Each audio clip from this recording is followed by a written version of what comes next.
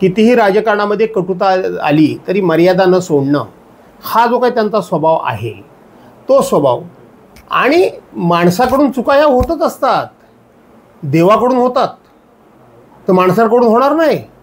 जर कधी काय कोणाकडून चूक झाली असेल, मला तुमचा प्रश्न तो ओटावरचा फुरता काय रंगतोय तो मला कळतंय, तो शेवटी अनुभव घेऊन माणूस भविष्यामध्ये तशा प्रकारची पुन्हा अनुभव येणार नाही याची काळजी घेत असतो. तुम्ही स्टार प्रचारक आहात, पक्षामध्ये खूप मोठं स्थान आहे, तरी पण या ठिकाणी एबी फॉर्म देवळीकरांना दिला गेला आणि तुम्हाला विश्वासात न घेता असं एखादी माहिती मिळते. तिथे पक्षाची अजिबात चूक नाही. पक्षाच्या कार्यपद्धतीप्रमाणे ते फॉर्म जे गेले ते जिल्हा प्रमुखांच्याकडे गेले.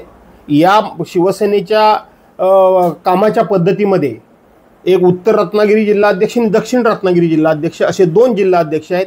एका जिल्ह्याचे एबी फॉर्म हे जिल्हाप्रमुख म्हणून विक्रांतच्याकडे गेले, दुसरे जिल्ह्याचे एबी फॉर्म हे दत्ता कदम जिल्हाप्रमुख म्हणून त्यांच्याकडे गेले. माझ्या मुलाला फॉर्म देताना सुद्धा मी नेता असताना माझ्याकडे पक्षाने दिले नाहीत.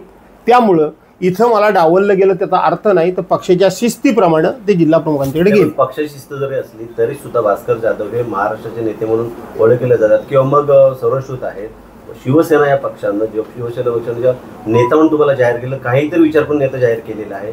म्हणजे जिथं भास्कर जाधव राहतात, जिथं सर्व त्यांचं काम आहे, कार्यक्षेत्र आहे, तिथे जसे कुठेतरी दुफळी दिसते आपल्याला. काय वाटतं याच्यावर? असं आहे की पक्षाची धोरणं ही व्यक्ती बघून ठरवली जात नाही, तर ती पक्षीय धोरणं असतात.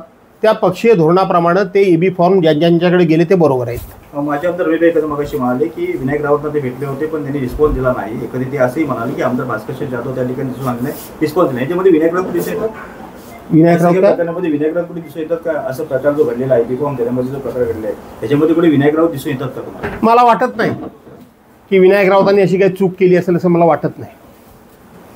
जिल्ह्यामध्ये आपण शिवसेनेचे नेते आहात आणि विक्रांत जाधव जिल्हा अध्यक्ष आहेत आणि बाळमाने सुद्धा तिकडे प्रयत्न सुरू आहेत त्यांचे सीटा काढण्यासाठी. तर एकंदर एकच फॅमिली तुमची आहे, कितपत तुम्हाला जिल्ह्यामध्ये यश मिळेल?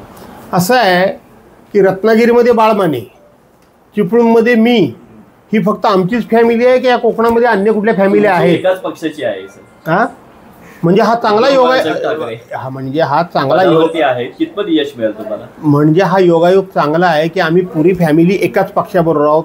याच्याबद्दल तुम्ही आम्हाला धन्यवाद दिले पाहिजेत. ओके.